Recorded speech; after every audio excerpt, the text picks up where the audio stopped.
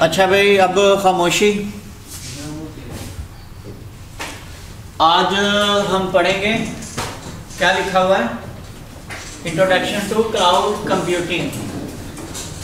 इसको हम नेक्स्ट करते हैं। कौन पढ़ेगा? क्या कह रहा है वो कह रहा है कि जो आजकल की जो दुनिया है ना, वो क्लाउड पे मुंतकिल हो रही है बहुत ज़्यादा तेज़ी के साथ।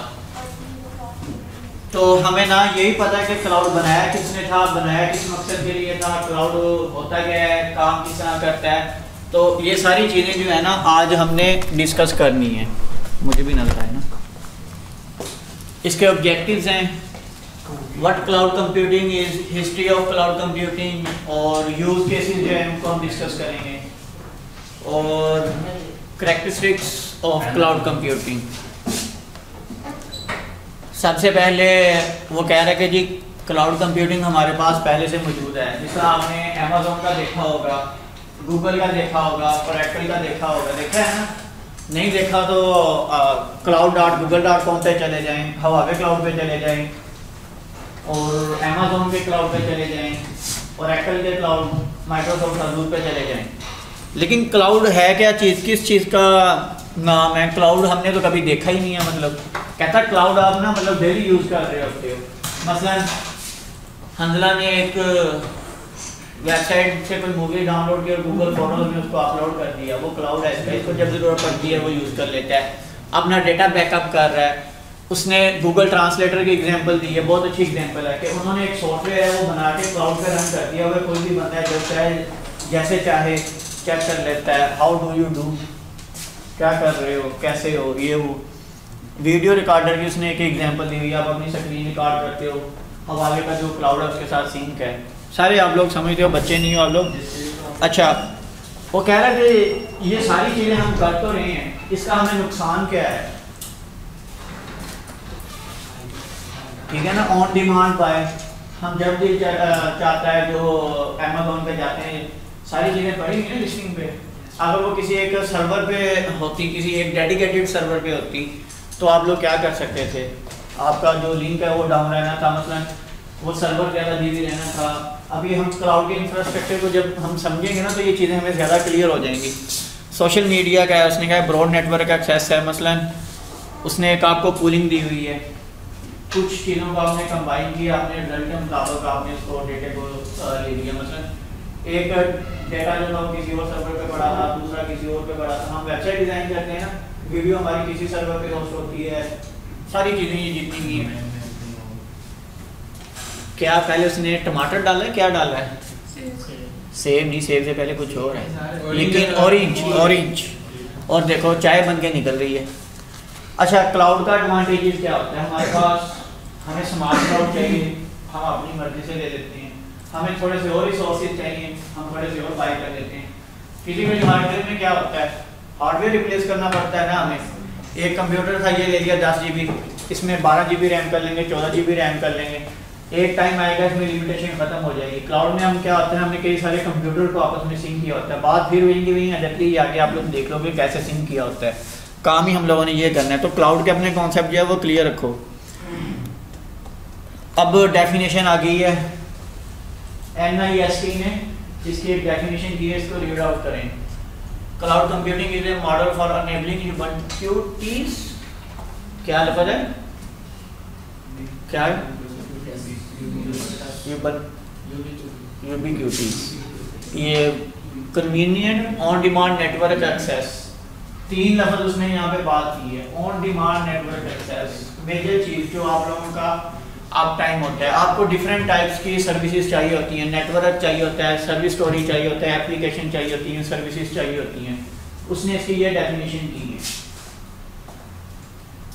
अब हमने जो क्लाउड करना है उसमें भी हमने यही देना है ना, जैसे कि हमने पहले दिन पढ़ा था। आपका कोई आ जाता है, उसको फाइल सर्वर चाहिए, वेब सर्वर चाहिए, उसको अपना डेटा स्टोर करना है, स्टोरेज सर्वर चाहिए। मसलन यूईटी के जितने भी कैमरा लगे हुए हैं, यूईटी एक कंपनी के साथ मुआहदा कर लेती है, कहती है कि जी आप हमें स्टोरेज सर्वर दे दें, हमारे जितने भी कैमरा हैं। PDCL ऑलरेडी दे रहा है, PDCL आपसे 400 रुपये लेता है कैमरे का। कि कैमरे आपके घर में लगे हुए हैं, लेकिन उनकी स्टोरेज जो है वो PDCL के पास हो रही है। आपको वो नहीं खरीदना पड़ा, DVR NVR ये वो अलगम बलगम, आपको नहीं ज़रूरत पड़ी कि आपका जो नेटवर्क है उसका अगर वो ख़राब हो जाता है। अच्छा, उसने कहा है वाई टर्म क्लाउड कंप्यूटिंग, कौन बताएगा? तो ये तो आपकी पर्सनल इंफॉर्मेशन के लिए वो उनके पास अपना आगे प्रॉक्सी, अच्छा पर्सनल इंफॉर्मेशन की इन्होंने बात की है, हम आगे ना प्रॉक्सी सर्वर बनाना सीखेंगे। प्रॉक्सी सर्वर, प्रॉक्सी आप लोग लगाते हैं ना अमेरिका की, कनाडा की। प्रॉक्सी सर्वर होते हैं ना, वो रिकॉर्ड रखते हैं कौन सा यूज़र आया, कहाँ से गया। सबसे हाई कॉस्ट जो प्रॉक्सी सर्वर है ना, उसकी अगर आप डेफिनेशन में ये पढ़ लो ना, वो यही कहता है कि हम यूज़र का रिकॉर्ड ही नहीं रखते कि यूज़र कहाँ से आया, कौन सा था, उसने कौन सी वेबसाइट को एक्सेस किया। लेकिन बोलते सारे झूठ हैं, रखते सारे ही। हम जो प्रॉक्सी सर्वर बनाएंगे ना, उसमें हम दोनों काम करेंगे कि यूज़र का रिकॉर्ड रखना हो, यूज़र का रिकॉर्ड ना रखना हो। अब आपने बात की कि PDCL तो हमारा वो एक्सेस कर लेगा, नहीं कर सकता। ये आपको फिर ट्रस्ट तो करना पड़ता है। मैं आपको कुछ, चलो छोड़ो, नहीं बाद में बताएंगे, नहीं अभी नहीं। अच्छा जी, क्लाउड कंप्यूटिंग पढ़ लें।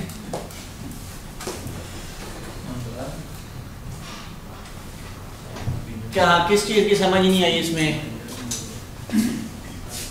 इसमें मेन चीज़ जो है ना वो ऑन डिमांड है, पुट टुगेदर है, रिसोर्सेज एंड स्टोरेज है, ठीक है। मेन चीज़ ये है, आप लिख लें, इनको सर्च कर लें। पुट टुगेदर का क्या मतलब होता है, ऑन डिमांड का क्या मतलब होता है, ये सारी चीज़ें आप लोगों ने पढ़ी हुई हैं। हमने इसको अगर हम डिटेल में जाना शुरू करते हैं, 2 दिन है हमारे पास अभी, तो ये सारी चीज़ें कवर नहीं होंगी। स्लाइड आप लोगों के साथ शेयर कर दूंगा। 2 दिन ही, कल लास्ट डे है। चलो कल लास्ट डे है। अच्छा जी, 1969 में वो कहता है कि हमारा जो इंटरनेट है वो डिज़ाइन हुआ है। फिर कहता है कि जी TCP/IP प्रोटोकॉल ईजाद हुआ है 1981 में। 83 में उसने कहा कि जी लोगों ने, जो प्राइवेट कंपनीज थी, उन्होंने TCP/IP के थ्रू अपनी कम्युनिकेशन स्टार्ट कर दी है। वो कहता है जी 84 में DNS यूज़ होना शुरू हो गया है। ईमेल उसने कहा कि जी डेवलप हो गई है, और ई-कॉमर्स प्लेटफॉर्म आ गए हैं। 91 में www डॉट जो है वो पब्लिक के लिए अवेलेबल हो गई है, और सर्च इंजन 1990 में बन गया है। 2000 में वो कह रहा है कि जी बबल बरस्ट आ गया जी, फेसबुक कह रहा है जी फाउंड हो गई है। HTTPS हमारे पास सिक्योरिटी इंक्रिप्शन हो गया। वो उसने ना मुख्तसर सी इंटरनेट की इजाद आप लोगों को बताई हुई है कि क्लाउड कंप्यूटिंग अब इस तरफ जा रहा है। अच्छा ये देखो, उसने कहा क्लाउड कंप्यूटिंग की हमें ज़रूरत क्यों पड़ी है। हमारे पास पैरेलल कंप्यूटिंग थी, एक प्रॉब्लम थी, एक प्रोसेसर उसको हैंडल कर रहा है, हमने दूसरी प्रॉब्लम, थर्ड प्रॉब्लम, ये हमारे पास प्रॉब्लम थी, पार्ट 1 पार्ट 2 इसको वो सोल्व कर रहा है। उसने कहा डिस्ट्रीब्यूटेड कंप्यूटिंग, ये जो आप लोग न्यू कमर हो ना, इसको छोड़ दो, छोड़ दिए, स्क्रीन बंद करो इसकी। इसमें आप लोग जब जाते हो ना, आप पहला सब्जेक्ट पढ़ोगे ऑपरेटिंग सिस्टम फर्स्ट सेमेस्टर में, उसमें यही चीज़ें बताई जाती हैं। अच्छा, उसने कहा कि जी आपके पास जॉब थी, आपने उनको डिवाइड किया, आगे आपके पास कई सारे कंप्यूटर्स थे। ये 4 सिनेरियो उसने दिए हुए। क्लाउड कंप्यूटिंग में आप हर तरह की जो है ना वो काम कर सकते हो। आप एक वर्चुअल मशीन को एक प्रोसेसर पे रन कर सकते हो, आप कई सारे वर्चुअल मशीन या एक वर्चुअल मशीन को कई सारे कंप्यूटर पे रन कर सकते हो। मेरे पास ये 6 कंप्यूटर हैं, मैं एक कंप्यूटर में से मैंने कुछ रिसोर्सेज यूज़ किया, दूसरे में से दूसरा, तीसरे में से तीसरा, चौथे में से इस तरह करके मैंने एक वर्चुअल मशीन बना दी। फिर वो कहता है कि जी कई सारे जो मेरे पास कंप्यूटर थे वो एक ही सर्वर को यूज़ कर रहे हैं, आप क्लाउड में ऐसा भी कर सकते हो। फिर वो कहता है कि जी जो उसने क्लाउड कंप्यूटिंग दी है, ग्रिड कंप्यूटिंग आप लोगों ने देख ली, क्लाउड कंप्यूटिंग, उसने कहा कि हमारे पास एक क्लाउड होता है जिसको हम कहते हैं कि ये वो कंप्यूटर या कंप्यूटर का मजमूआ है, या सर्वर का मजमूआ है, उस पर हमने कई सारी जो है ना वो एप्लीकेशन रन की होती हैं या अपनी सर्विसेज रन की होती हैं। अच्छा जी, उसने कहा कि जी क्लाउड कंप्यूटिंग के हमारे पास 3 वर्जन थे, 1.0, 2.0, 3.0। जिस तरह हमारे पास वेब के वर्जन नहीं थे, पहले में हमारे पास क्या था, हाइपर-वी था, जो अभी तक हम लोग जिस पे अड़े हुए हैं कि जी मेरा हाइपर-वी नहीं काम कर रहा, एरर आ रहा है। सेकंड में उसने कहा कि जी ओपन स्टैक आ गया, VMware ने निकाल दिया। मैंने आपको बताया था ना कि VMware भी आपको सर्विसेज देता है, Amazon भी आप लोगों को देता है। आप लोग ये चीज़ें सीखना चाह रहे हो, मैं आप लोगों को 3rd जनरेशन की तरफ लेके आना चाह रहा हूँ। आप डोकर सीखें, CoreOS सीखें, क्लाउड है फाउंड्री इसको सीखें, आप लिनक्स को सीखें, आप इन चीज़ों को डेवलप करें। आप लोगों का ध्यान है कि हम 1.0 या 2.0 पे रहें, अभी जो है वो उसकी नेक्स्ट जनरेशन भी आ रही है, तो हमने इंशाल्लाह आगे की तरफ जाना है। पीछे वाली चीज़ों जिन पे लोगों का माइंड है ना, उनको हमने छोड़ देना है। उसने कहा कि जी अभी जो है क्लाउड नेटिव एप्लीकेशंस हैं, अजाइल एप्लीकेशन डेवलपमेंट है। अजाइल का आपको पता है ना मेथड, कुछ पहले डेवलपमेंट हुई, फिर बाद में हुई, फिर थर्ड हुई, उन सबको हमने आपस में एक तरह से वो कर दिया है।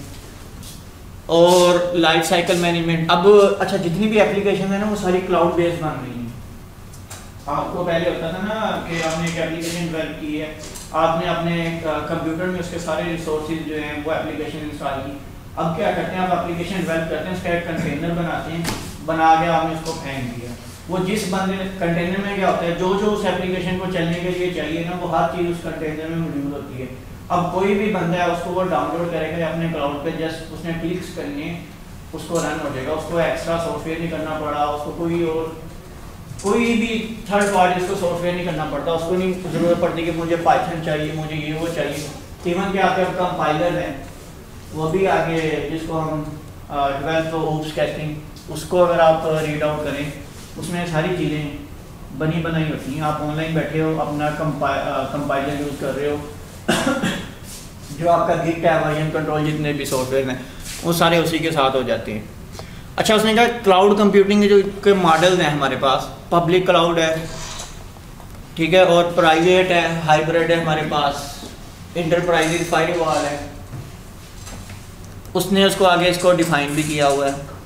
ये देखो, एक फॉर एग्जाम्पल, अब आपको पता है बहरी जहाज एक होता है, उसमें कितने हज़ारों कंटेनर आ रहे होते हैं। अब वो डेटा मैंने हर एक के साथ शेयर करना होता है, कौन सा कंटेनर कहाँ से आ रहा है। इवन कि एक बहरी जहाज के ऊपर जो कंटेनर होते हैं ना, आप उसका एक सॉफ्टवेयर देख लो, आपकी आंखें खुल जाएंगी कि बहरी जहाज इतना बड़ा होता है, उसमें इतने सारे कंटेनर होते हैं, फिर उसमें किस कंपनी का सामान आ रहा है। आपको मिनिमम एक मेन फ्रेम कंप्यूटर तो कम से कम चाहिए होगा एक बहरी जहाज के लिए। क्लाउड कंप्यूटिंग जो है उसने उसको और ज़्यादा इजी कर दी है। आपका डेटा कई सारी जगहों पे स्टोर है, आपस में एक प्लेटफॉर्म पे वो सिंक हुआ हुआ है, आप उसको एक्सेस कर रहे हो। गूगल फोटोज़ है ना, सबसे छोटी मिसाल, आप उनके मोबाइल में गूगल फोटोज़ है, हज़ारों बंदों का पड़ा हुआ है, वो पब्लिक भी है, प्राइवेट भी है, हाइब्रिड भी है, गूगल ड्राइव है, ठीक है। बैंक्स का डेटा है, हेल्थ केयर का डेटा है, हर चीज़ है। ये जो कहानियाँ हैं ये जितनी मर्जी मतलब आगे चलते जाओ, मेन इंपॉर्टेंट चीज़ ये है। OS लेयर्स होती हैं हमारे पास, क्लाउड्स की ना टाइप्स होती हैं, ट्रेडिशनल है, लेस है, पास है, सास है। लेकिन उसने कहा कि मेन चीज़ें क्या होती हैं। उसने कहा कि जी ये देखो मेरे पास नेटवर्क रिसोर्सेज हैं, स्टोरेज रिसोर्सेज है, कंप्यूटर रिसोर्सेज है, कंप्यूटर रिसोर्सेज है, वर्चुअलाइजेशन है। उसको उसने कह दिया इंफ्रास्ट्रक्चर, जो चीज़ें आपको लाजमी चाहिए। मेरे पास नेट ना हो, मैं अपना क्लाउड लेके क्या करूँगा, कहाँ पे जाऊँगा, मैं कुछ भी नहीं चाहूँगा, मेरे पास नेटवर्क के रिसोर्सेज तो होने चाहिए, नेटवर्क मेरे पास अच्छा होना चाहिए। हम यूएटी में बैठे हैं, अब हमारे पास नेट नहीं है, आपको पता है ना, मैंने वो रिस्ट्रिक्शन लगाई हुई है। अब क्या करें हम लोग, आपको कहानी डालेंगे और क्या करेंगे। क्लाउड तो आप लोग बनाओगे कैसे, अब उसको करना है क्या, नेटवर्क पे नहीं मतलब हम लेके आ सकते। दुआ करो वो कर लें। अच्छा, स्टोरेज रिसोर्सेज नहीं, आप लोगों के पास हर चीज़ है, डेटा नहीं आप स्टोर कर सकते। समझ आ रही है इन चीज़ों की। आपके पास 128 की हार्ड है, बाकी आपने फिर डेटा स्टोरेज करना है, वो कहाँ पे करना है। इसी तरह आपके पास कंप्यूट है, वर्चुअलाइजेशन है, आपका जो हार्डवेयर है वो वर्चुअलाइजेशन को सपोर्ट ही नहीं करता, आप उसमें बस यूबंटू इंस्टॉल करके बैठे हो। कल हम जो लैब करेंगे, एक क्लाइंट आता है, वो कहता है कि जी मैंने यूबंटू है, ऑपरेटिंग सिस्टम हमारा मेन हार्डवेयर पे यूबंटू चल रहा है ना, वो कहता है कि जी मैंने इस पर विंडोज़ 10 भी चलानी है। दूसरा क्लाइंट आ जाता है, वो कहता है कि जी मैंने विंडोज़ 8 चलानी है। तीसरा आ जाता है, वो कहता है मैंने विंडोज़ 7 चलानी है। चौथा आ जाता है, वो कहता है मैंने CentOS चलाना है। ये कल की हमारी लैब होगी। एक सिंपल सा हमने सर्वर लेना है, कंप्यूटर पे तो नहीं बनेगा, सर्वर पे ये कर लेंगे। सर्वर पे हमने उसको बिल्ड कर लेना है, अपने एक प्राइवेट क्लाउड जिसको हमने कहते हैं, अपने एक प्राइवेट क्लाउड बनाना है ऑर्गेनाइजेशन के लिए, RDP में। अच्छा, फिर उसने प्लेटफॉर्म का नाम दे दिया run time environment, middleware, OS। इसको उसने किसका नाम दे दिया, प्लेटफॉर्म का। और एप्लीकेशन और डेटा है उसको इसने सॉफ्टवेयर का सारे को इसने नाम दे दिया। अच्छा, ये देखो ट्रेडिशनल में आ जाओ, ये तीर का निशान आपको जाहिर कर रहा है इन हाउस में आपके पास सारी चीज़ें होती हैं। उसने कहा कि जो आपको ये चीज़ें प्रोवाइड करे, इसको हम क्या कह देते हैं जी, लैस कह देते हैं। और इन हाउस में उसके पास वो चीज़ें चली जाती हैं, सॉफ्टवेयर आपका होता है, रन टाइम इन्वायरमेंट, उसने बस आपको रिसोर्सेज प्रोवाइड करने हैं। थर्ड में वो आ जाता है जी पास। वो कह रहे थे कि आपने बस अपनी एप्लीकेशन जो होती है ना वो उस पर इंस्टॉल कर ली थी। जिस तरह हम वेब सर्वर ले लेते हैं, यूबंटू का हर चीज़ बनी बनाई ले लेते हैं, उस पर हम अपनी PHP के जो मॉड्यूल है उनको रन कर लेते हैं, जो हमारे पास मेन चीज़ें। उसने कहा कि जी इसमें सारी चीज़ें उसने देनी होती हैं, आपने कुछ भी नहीं करना होता, आपने बस उसको बताना होता है कि मुझे ये चीज़ चाहिए, वो कॉन्फ़िगरेशन ये वो हर चीज़, मतलब आपको आजकल आपने देखा होगा होस्टिंग का चल रहा है जी, वर्डप्रेस की होस्टिंग हमसे लेंगे जी 3000 रुपये में पूरे साल की होस्टिंग ले लेंगे पास, ठीक है। पैकेजेस होते हैं, ये उन्हीं चीज़ों की जो है वो एग्जाम्पल है। तो मुझे लगता है यहाँ पे हमारी कहानी जो है वो ख़त्म हो गई है। अब देख लेते हैं आप लोगों ने क्या चीज़ गेट की है। उसने कहा कि हवावे का पब्लिक क्लाउड है, तो वो सासू माँ की जो कैटेगरी है उसमें वो अपनी सर्विसेज दे रहा है, तो वो किस टाइप का होगा? बहू के टाइप का होगा। बताओ बताओ बताओ, जल्दी जल्दी बताओ। और दूसरा पढ़ लो। वो कह रहे हैं कि जी क्लाउड कंप्यूटिंग का मतलब यही है ना कि आप पे करते हो, आपको कितने रिसोर्सेज चाहिए, कितने टाइम के लिए चाहिए। ये सच्ची बात है या गलत बात है? झूठ बोल रहा है ना वो? यही है ना क्लाउड का, रिसोर्सेज चाहिए, कितनी देर के लिए चाहिए, कितने चाहिए। तो ये लेक्चर हमारा टन ख़त्म हो गया। समरी उसने कहा कि हमने ये सीखा है कि क्लाउड कंप्यूटिंग क्या है। हमने क्लाउड कंप्यूटिंग की हिस्ट्री देख ली है, जो कि हमने इतनी डिटेल से नहीं देखी। उसने कहा यूज़ केसेस हमने देखने, 3 यूज़ केस देखने, ट्रेडिशनल जो भी है, और कैरेक्टरिस्टिक्स ऑफ क्लाउड कंप्यूटिंग, लैस एस पैस, ठीक है ना, जो भी है। उसने कहा कि जी रिकमेंडेशन, आप लोग अगर पढ़ना चाहते हो उसका version, cloud computing version 4.0 online available है। आप में से किसी ने भी जहमत नहीं करनी यहाँ पे जाने की, ऐसे ही बोझ पड़ेगा।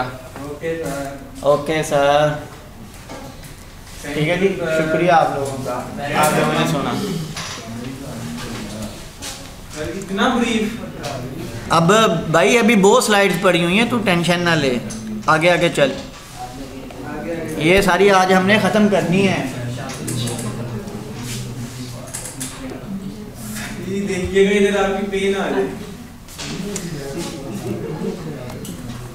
अच्छा जी, उसने कहा क्लाउड के बारे में तो हमने पढ़ लिया है, क्यों कहा? अब हमें विजुअलाइजेशन का भी कुछ आइडिया होना चाहिए। विजुअलाइजेशन होती क्या है? आप लोगों के दिमाग में तो एक बात आती होगी ना कि एक कंप्यूटर है, उस पर 2 माउस तो चल ही नहीं सकते एक टाइम पे। 2 माउस को चला के दिखाएगा एक टाइम पे, या तो वो गुज्जर साहब की मानेगा या वो मेरी मानेगा, मेरी ज्यादा मानेगा वो। सर चल सकते हैं, एक को आप रख दो, कनेक्ट दोनों कर लें, एक को रख दे दूसरे यूज कर, इसको छोड़ दीजिए। हाँ ये देखा, चल दोनों सकते हैं। हाँ जी भाई, पढ़ो क्या लिखा हुआ है।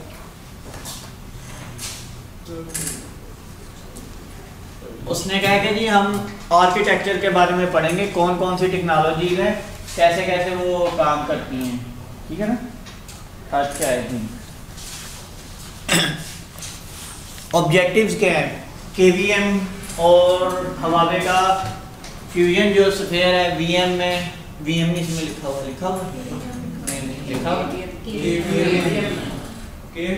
हवावे ने जो है ना, आपको बताऊं हर चीज़ चोरी की हुई है। अब हम हवावे का खा रहे हैं लेकिन गाली भी इसको दे रहे हैं। ये इसका जितना भी मॉडल है ना, ये ओपन सोर्स मॉडल को इसने डेवलप किया हुआ है, ठीक है। इसको KVM कर दिया इसने। अच्छा, इंट्रोडक्शन टू विजुअलाइजेशन, कौन बताएगा विजुअलाइजेशन क्या होती है? What is visual machine? Use of more than one operating system. नहीं, ये वो है ना, वो फक्की वाला रट्टा जो आपने लगाया हुआ है किताबों में। उर्दू में बताओ मुझे, क्या क्या पता नहीं, आपको पता है क्या होती है? आई थिंक मेरे हिसाब से ना ये भी टच है, टच ही है ना। अच्छा बताओ भी क्या होती है? तो एक ही वक्त में एक ही पीसी पे एक से ज़्यादा ऑपरेटिंग सिस्टम यूज करो। सिर्फ ऑपरेटिंग सिस्टम चल सकते हैं, सर्वर सर्वर भी चल, अच्छा सर्वर भी ऑपरेटिंग सिस्टम में आ जाता है, और कुछ नहीं चल सकता। हाँ, ये बात इन्होंने ठीक किया। वो ना बॉस था ना, उसने वो पत्थर फेंका पानी में, वो डूब गया। सारों ने कहा कि ना कि पत्थर बाली था इसलिए डूब गया, या मतलब पानी की खसूसियत होती है। अब जो था ना वो मतलब इम्प्लॉय मिल जाता, उसने कहा सर जी जिसको आपने छोड़ दिया वो डूब गया। ये वही बात किया हमने, जो आप चलाना चाहो बार बार और कुछ पूछी जा रही है। अब ये बंदा है मेरे जैसा सोच रहा है, उसने कहा कि जी ये विजुअलाइजेशन, उसने कहा कि विजुअल मशीन क्रिएट कैसे होती है। कितनी अच्छी एनिमेशन उसने बनाई हुई है। उसने कहा आपको लग रहा है आप एक कंप्यूटर यूज़ कर रहे हो, कंप्यूटर के अंदर डेटा स्टोरेज फाइल है, आपकी फाइल्स पड़ी हुई हैं। फिर उसने कहा कि नहीं, वो जितनी भी फाइल थी ना वो कहीं और पड़ी हुई हैं। अच्छा जी, वो कह रहा है कि वो, अच्छा वो तो कहता है कि मुझे तो लग रहा था मैं एक कंप्यूटर यूज़ कर रहा हूँ, उसने कहा लेकिन हकीकत में वो कंप्यूटर नहीं था, मुझे लगा कि वो ना एक क्लाउड है। कहता लेकिन फिर क्लाउड पे जाके मुझे पता चला अच्छा वो तो किसी जितनी भी फाइल है ना उसके साथ तो कई सारी मतलब इस तरह के डिफरेंट और कंप्यूटर चल रहे हैं। और कहता फिजिकली वो सारे एक कंप्यूटर में इंस्टॉल्ड हैं। देखो इस पर अभी कितने चल रहे हैं, 2 2 4 2 6 7 8 कह रहा है कि वो कंप्यूटर चल रहे हैं। अब फिर पहले हमने पढ़ी थी इंटरनेट की हिस्ट्री, अब हमने किसकी पढ़नी है, विजुअलाइजेशन की हिस्ट्री। सबसे पहले खप किसने डाली है, ये रोला किसने शुरू किया है, IBM ने। अल्लाह माफ़ करें अंग्रेज़ों को, वेले बैठते पता नहीं क्या क्या सोचते रहते हैं। IBM ने कहता है जी विजुअलाइजेशन को शुरू किया है, उसने कहता है जी 1972 में। अब देखो जब हम आज़ादी लेके हटे थे, जब हमारे रोले चल रहे थे तो मशरक़ी पाकिस्तान या मगरबी पाकिस्तान उर्दू ज़बान या वो बंगाली ज़बान तब गोरे इजादात कर रहे थे। अच्छा जी, सर उन्होंने जान के हम इस ध्यान बिगाड़ दिया। IBM ने कहता है जी 1972 में मेन फ्रेम कंप्यूटर पे वर्चुअल मशीन रन की है। 99 में उन्होंने कहा कि जी आपके पास 32 बिट हो, 64 बिट हो या कोई भी कंप्यूटर हो, उसने कहा कि कोई भी कंप्यूटर हो आप उसने कहा कोई भी कंप्यूटर हो आपको वर्चुअल मशीन का कोई मतलब रोला नहीं है। 2006 में इसी तरह 2007 में जो 2006 में हमारे पास KVM आ गई है, 2007 में HP ने जो है वो उसको लॉन्च कर दिया है। ये आपने पहले पढ़ा हुआ थोड़ा थोड़ा, चले अगली नेक्स्ट स्लाइड आप पढ़ाएंगी। 2008 में माइक्रोसॉफ्ट हाइपर-वी जो आप डिसेबल कर रही थी वो हमारे पास आ गया, और 2021 में हमने इस पर काम शुरू किया। देख लें लिनक्स हमारे पास आ गया 2008-10 में हमारे पास KVM की विजुअलाइजेशन ऑप्शन आ गई है।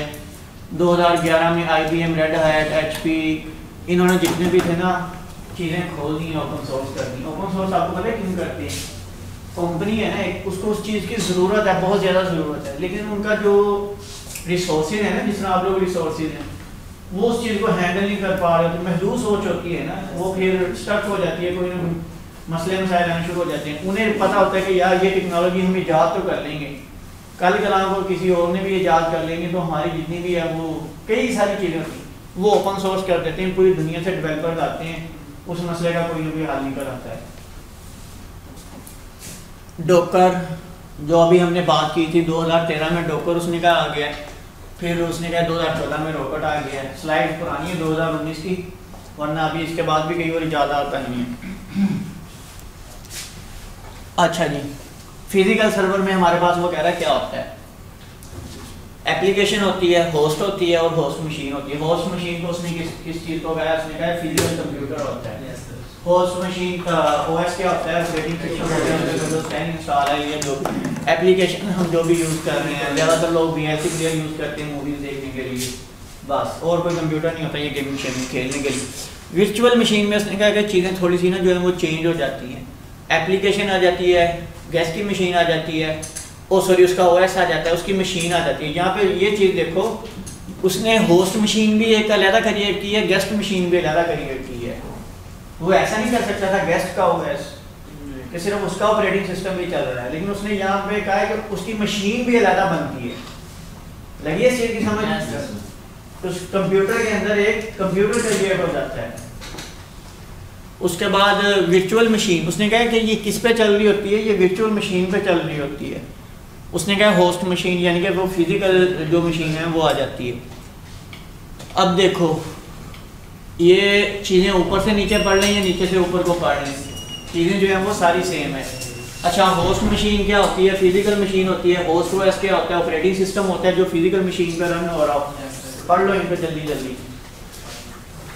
उसने कहा VM होता है हमारा जो सॉफ्टवेयर होता है। वर्चुअल मशीन, गेस्ट मशीन क्या होती है, उसने कहा वर्चुअल मशीन के जरिए से हम उसको क्रिएट करते हैं ऑपरेटिंग सिस्टम उसने कहा कि वो वर्चुअल मशीन में रन हो रहा होता है। क्या हो रहा है, कौन क्या चीज़ है जो उनकी बैग में देगी, मुझे बता दो। मैं कह रहा हूँ हमने इन चीज़ों को मतलब आगे जल्दी जल्दी पढ़ना है ताकि जो टाइम बचा है वो आप इसको कर लें कवर। आप लोग वही मतलब कैन चक्कर में हो। उसने दो टाइप्स यहाँ पे बताई हैं। एक उसने बताया कि जी हमारे पास हार्डवेयर है, वर्चुअल मशीन है, वीएम है, फिर एक जो हमारा मेहमान है उसकी मशीन है। लाइट्स इसको यार, इसकी केबल आई थिंक खराब।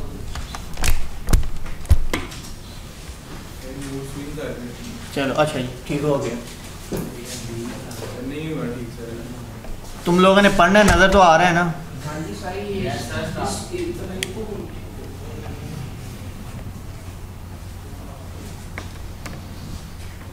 मैंने तुम्हें कहा था दोनों ले आना, मुझे लगता है ये,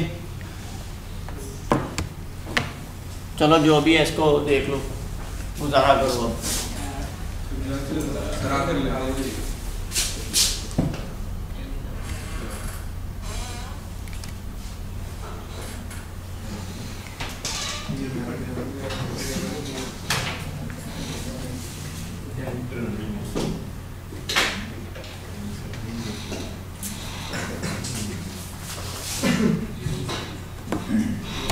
हमारे ना एक डॉक्टर साहब थे, वो ना ऑटोमेटा पढ़ा रहे थे। उन्होंने ना कोई बात ना मतलब लिखना कुछ और था, आपको बताया, वो ना मतलब लिखो और दिया। तो एक लड़की ने उन्होंने कह दिया कि ना सर आपने ना मतलब वो ये लिखना था, आपने ये लिख दिया। तो डॉक्टर साहब ने ना वो लेक्चर छोड़ के 1 घंटा उस पर लगाया था कि तुम लोगों को समझ तो आ गई थी ना मैंने क्या कहना था। ऐसे ही टाइम बर्बाद किया, बैठे होते हैं नुक्ताचीनी निकालने के लिए कि टीचर गलती करे सही उसको पकड़ना है।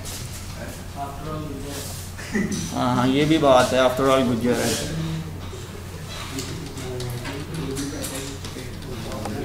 ऐसे भी लाइट से प्यार है यार, आप ऊपर से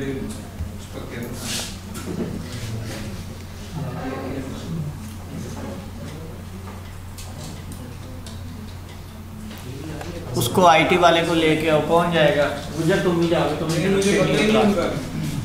चलो फिर इसको ऐसे ही पढ़ो। अच्छा जी, उसने कहा कि जो हमारे पास टाइप 2 है, उसने कहा उसमें हमारे पास अपनी एप्लीकेशन चल रही होती हैं जो हमारे फिजिकल कंप्यूटर पे रन होती हैं। लाइक हमने विजुअलाइजेशन को कंट्रोल भी करना है।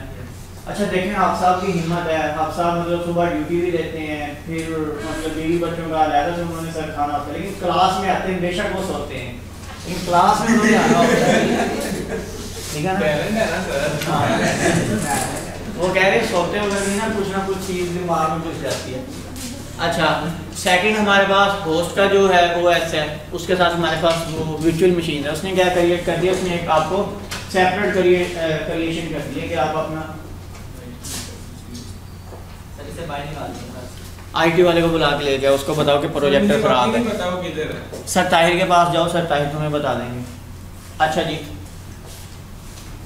उसने कहा कि आपके पास एक मशीन थी, एक हैकर ने अटैक किया या कोई मसला बना है, लेकिन देखो बाकी दो जो होस्ट है उनका जो काम है वो रनिंग में है, उसका बिगड़ गया है। उसने कहा कि जी एक 3 वर्चुअल मशीन है लेकिन वो एक फिजिकल सर्वर पे जो है वो रन हो रही है। उसने कहा कि जी ये इंडिपेंडेंट है। क्या मतलब इंडिपेंडेंट का?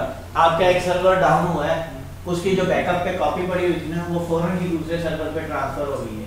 इस कंप्यूटर और ये कंप्यूटर को हमने आपस में लिंक किया हुआ था ना, इसका बैकअप तो इस कंप्यूटर पे था लेकिन ये उसको डाउन हुआ है, इस पर ट्रांसफ़र होगी।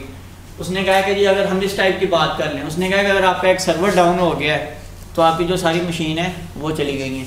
इसको फुल वर्चुअलाइजेशन और पार्टीशन वर्चुअलाइजेशन का आप देख लें कॉन्सेप्ट। इसमें सिर्फ और सिर्फ जो है इसमें हाइपर सेल है, उसमें कर्नल इंस्ट्रक्शन है। कर्नल का आप सब लोगों को पता है ना, वरना वो मैं आपको लेक्चर के बाद जो है वो बुक का पेज आप लोगों को पढ़ा दूँगा। कर्नल मोस्ट इंपॉर्टेंट चीज़ है जो आपके ऑपरेटिंग सिस्टम और हार्डवेयर को हर चीज़ को कंट्रोल करते हैं। अच्छा ये देखो, अब अगर हम इस मेमोरी को देखें, ये देखें ये किस मशीन की है, VM1 की है।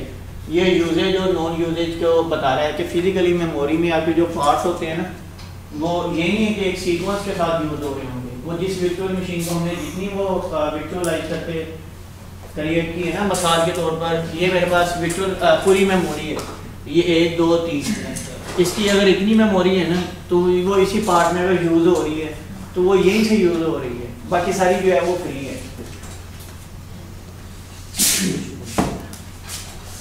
ये वही बात आ गई इनपुट आउटपुट की, जो हम बात कर रहे थे।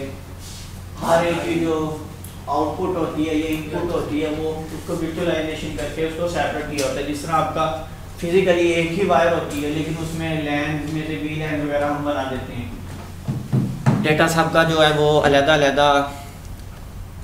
ये एक छोटी सी एनिमेशन देख लो, काम की है। उसने कहा कि जी 4 नोड्स थी हमारे पास, उनको हमने एक सर्वर पे रन किया।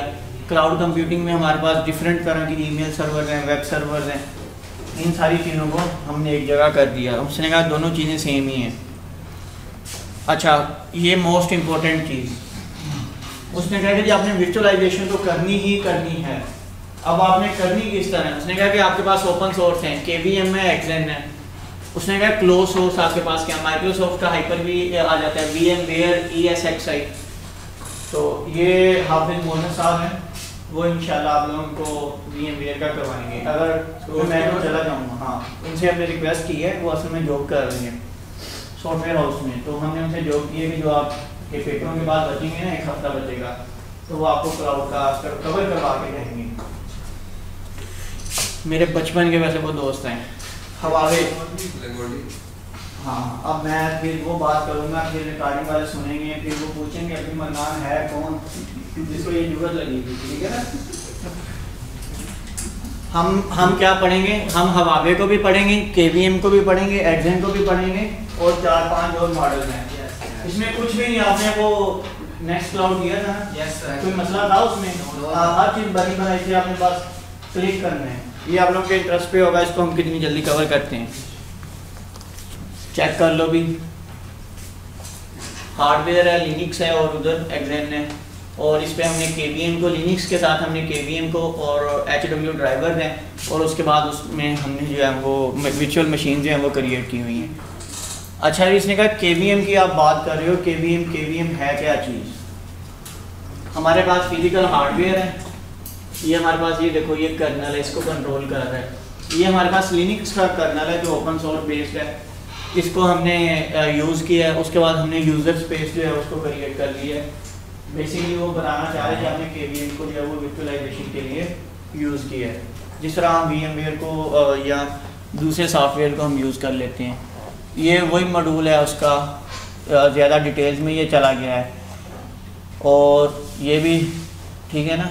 ये सारी चीज़ें पढ़ लेना, ये आप लोगों के लिए नहीं है, ये ज़्यादा जिन लोगों ने ऑपरेटिंग सिस्टम को या हार्डवेयर को ना ज़्यादा डिटेल से पढ़ा होगा, उन लोगों के लिए ये चीज़ें हैं। अब हवावे जो है वो अपना चूरन बेचना शुरू हो गया है। उसने कहा जी हाँ जी KVM की समझ ली है, कोई मसला नहीं। उसने कहा कि जी हवावे ने कहा कि जी आपने तो दुनिया को नहीं यूज़ करना, मैं आपको जो है ना वो बेस्ट सोल्यूशन दूंगा। उसने कहा क्या जी, क्या सोल्यूशन देंगे? उसने कहा कि आप डिफरेंट हार्डवेयर को एक क्लस्टर में क्रिएट कर सकते, क्लस्टर ही कहते हैं ना, डिफरेंट हार्डवेयर को हमने मिला दिया, क्लस्टर बना दिया। उसने कहा उस क्लस्टर के ऊपर आप वो डेटा स्टोरेज की एप्लीकेशन रन करना चाहो, नेटवर्क स्टोरेज की एप्लीकेशन, या जिस टाइप की भी आपने एप्लीकेशन जो है वो रन करनी है वो आप रन कर सकते हो। उसने इसको क्या नाम दे दिया? फ्यूजन कंप्यूट का नाम दे दिया। उसने कहा फिजिकल रिसोर्सेज है, वर्चुअल रिसोर्सेज है, वर्चुअल रिसोर्स मैनेजर है। वर्चुअल रिसोर्स मैनेजर क्या होता है? आप अमेज़न पे लॉगिन करते हो, आपके पास एक मैनेजर आ जाता है। अगर आप एडमिन हो कि आपने किस मशीन को क्रिएट करना है, कब आपने एक मशीन क्रिएट करनी है, पुरानी मशीन को आपने डिलीट करना है, उसको नेटवर्क कौन से में रखना है, इसको हम वर्चुअल रिसोर्स मैनेजर कह देते हैं। उसकी आपस में नेटवर्किंग किस तरह से करनी है, ये वो सारी गैर। उसने कहा कि आप वर्चुअल रिसोर्स मैनेजर को यूज़ कर रहे हो, आपने 3 विंडोज़ क्रिएट कर ली हैं, 2 आपने लिनक्स के जो है वो सॉफ्टवेयर हैं उनको आपने यूज़ कर लिया। उसने ना इन चीज़ों को 2 नाम दिए हैं। उसने ना CNA और वर्चुअल रिसोर्स मैनेजर का नाम दिया है। ये 2 हमारे पास फाइल हैं। CNA क्या करता है? मैनेज करता है आपकी वर्चुअल मशीन्स को, रिसोर्सेज को मैनेज करता है, जिस तरह स्टोरेज है, बाकी ये सारे काम। उसने कहा कि जी ये CNA करता है, और जो वर्चुअल रिसोर्सेज मैनेजर है वो आपके वर्चुअल मशीन के IP को मैनेज करेगा, VLANs को मैनेज करेगा, ठीक है ना, जो हमने पहले डिस्कस किया है। 2 चीज़ें हैं, दोनों साथ में काम करेंगी। मसलन आपके 2 कंप्यूटर हैं, एक पे आपने CNA लाजमी इंस्टॉल करना है, लिनक्स करना है, लिनक्स इंस्टॉल करने के बाद ऑपरेटिंग सिस्टम है ये, CNA को आप इंस्टॉल करेंगे। दूसरा कंप्यूटर आप लेते हैं, उस पर आप लिनक्स को इंस्टॉल करते हैं, उसके ऊपर CNA को इंस्टॉल करते हैं, उसके साथ इस पर भी आपने वर्चुअल रिसोर्सेज VRM की फाइल इंस्टॉल कर देनी है इसके साथ भी।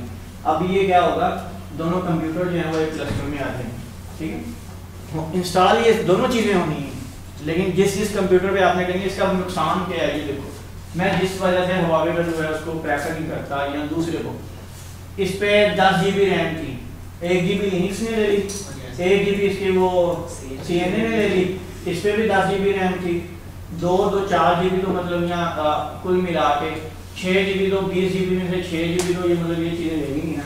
अब जो लिनक्स पे होगा उस पर मतलब ये नहीं होता, ये सारी चीज़ें नहीं होती, वो एक ही चीज़ सारी काम कर रही है उसमें आपने लिनक्स को इंस्टॉल किया, आपने एक छोटा सा 6-7 MB का आपने पैकेज इंस्टॉल कर लिया, ओपन सोर्स जो होता है उसका अपना कोई वर्जन नहीं है, 1.5 GB में मतलब एक साइड पे देखो 1.5 GB, उसके बाद आप जितने मर्जी उसमें नोट हैं वो ऐड करते जाओ। इनको आपने डिटेल से पढ़ लेना है। अच्छा आप बताओ VM उसने कहा कि जी CPU को, मेमोरी, उसके रिसोर्सेज को कौन यूज़ करता है, गेस करता है VM, हाइपर विजर या होस्ट OS। उसने कहा जी ओपन सोर्स वर्चुअलाइजेशन। अच्छा जी, उसने कहा कि जी जो वर्चुअलाइजेशन टेक्नोलॉजी में टाइप 1 है वो क्लोज सोर्स है, और टाइप 2 वर्चुअलाइजेशन ओपन लिखना था आई थिंक उसने। बताओ टाइप 1 ओपन सोर्स है या टाइप 2? टाइप 1 कौन कह रहा है? तुम तो थे ही क्लास में, तुम ऐसे कह रहे हो। ठीक है जी। उसने कहा कि समरी, उसने कहा कि हमने CPU के बारे में पढ़ा है, विजुअलाइजेशन के बारे में पढ़ा है, इनपुट आउटपुट कैसे काम करता है, इन चीज़ों के बारे में हमने सारी चीज़ों को डिटेल से जो है उसको डिस्कस किया है। के बाद उसने फिर वही कह दिया कि अगर आपने अपने जहन पे बोझ डालना है, आप हुआवे की वेबसाइट पर चले जाएं, आप यहाँ से जाके इसको रीड आउट कर सकते हैं। ये पेज डिलीट हो सकता है। ठीक है जी, आप लोगों का शुक्रिया, आप लोगों ने हमारी जो बातें हैं उनको बर्दाश्त किया। हाँ जी, नहीं मैं कह रहा हूँ अब 10 मिनट की ब्रेक ले लेते हैं और उतनी देर हम अपना प्रोजेक्ट ठीक करवाते हैं।